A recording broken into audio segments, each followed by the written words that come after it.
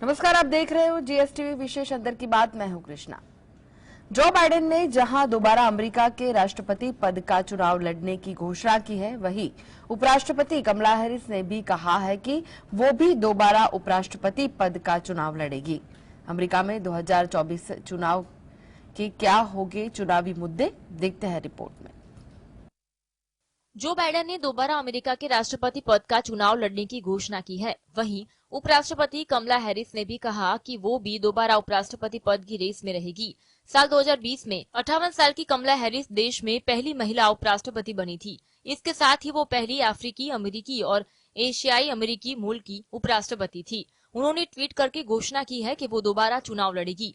उन्होंने ट्वीट में लिखा है कि एक अमेरिकी होने के नाते हम स्वतंत्रता और अधिकार में विश्वास रखते हैं। हमें विश्वास है कि हमारा लोकतंत्र उतना ही मजबूत होगा जितना हमारी उसके लिए लड़ने की इच्छा है। इसी वजह से जो बाइडेन और मैं दोबारा चुनाव लड़ने जा रहे हैं।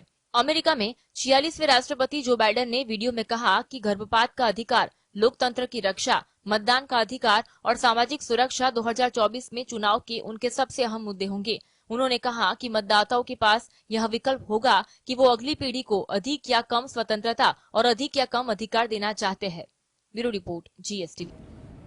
प्रतिबंधित संगठन पीएफआई पर राष्ट्रीय जांच एजेंसी ने बिहार के कई ठिकानों पर छापेमारी की। सूत्रों के मुताबिक यूपी, बिहार और मध्य प्रदेश समेत करीब 17 जगहों पर एनआईए ने एक साथ रेड की। क्या है मामला, आइए देखें।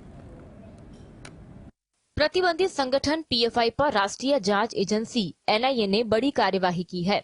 रिपोर्ट के मुताबिक उत्तर प्रदेश, बिहार, मध्य प्रदेश समेत अन्य राज्यों के करीब 17 लोकेशन पर एनआईए एक साथ रेड की गई।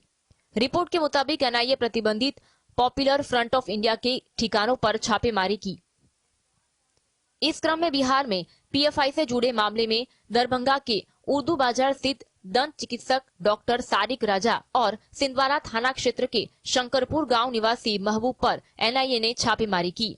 एनआईए ने हिजबुल मुजाहिदीन के सरगना सैयद सलाउद्दीन के 2 बेटे के जम्मू कश्मीर के बडगाम और श्रीनगर जिलों में स्थित एक मकान और 2 कनाल जमीन सोमवार को कुर्क कर दी। अधिकारियों के मुताबिक उन्होंने बताया, एनआईए के अधिकारियों की टीम ने पहले यहां रामबाग इलाके में एक मकान को कुर्क किया, जो राजस्व रिकॉर्ड में सैयद अहमद शकील के नाम पंजीकृत है।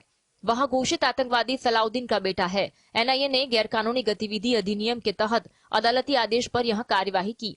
अधिकारियों की टीम बडगाम जिला स्थित सोईबुर्ग गई, जो भारत में सार्वजनिक वांछित आतंकी का पैतृक निवास स्थान है। उन्होंने बताया कि वहां 2 कनाल जमीन कुर्क की गई। Bureau report, GSTV. मोदी सरकार केंद्रीय जांच ब्यूरो सीबीआई को वैधता देने के लिए संसद के अगले सत्र में कानून लाएगी। अगर यह कानून बन जाता है तो सीबीआई को जांच के लिए राज्य सरकारों से अनुमति नहीं लेनी पड़ेगी। कैसे बनाया जाएगा कानून, देखते हैं रिपोर्ट में। मोदी सरकार केंद्रीय जांच ब्यूरो सीबीआई को वैधता देने के लिए संसद के अगले सत्र में एक कानून लाएगी। अगर यह कानून बन जाता है तो सीबीआई को जांच के लिए राज्य सरकार से अनुमति नहीं लेनी पड़ेगी। नए कानून में सीबीआई को गृह मंत्रालय के अधीन लाया जाएगा। सीबीआई फिलहाल कार्मिक मंत्रालय के तहत काम करती है। वर्तमान में सीबीआई दिल्ली विशेष पुलिस स्थापना अधिनियमन 1946 के तहत कार्य कर रही है। यही कारण है कि सीबीआई के पास कोई कानूनी या संवैधानिक दर्जा नहीं है। गुवाहाटी हाईकोर्ट ने पहले सीबीआई को अवैध करार दिया था। सीबीआई की कई सीमाएं हैं क्योंकि इसकी कोई कानूनी या संवैधानिक स्थिति नहीं है। इसी के चलते मोदी सरकार ने इस मामले को संसद की स्टैंडिंग कमेटी को सौंप दिया था। लंबी चर्चा के बाद संसद की स्टैंडिंग कमेटी ने सीबीआई के लिए कानून बनाने की सिफारिश की थी। मोदी सरकार ने कार्मिक विभाग को गृह मंत्रालय के साथ मिलकर विधेयक का मसौदा तैयार करने को कहा है। नए कानून में सीबीआई के स्तर, कार्य और अधिकार को सुनिश्चित करने और इसकी निष्पक्षता और विश्वसनीयता सुनिश्चित करने के प्रावधान होंगे। Bureau report, GSTV.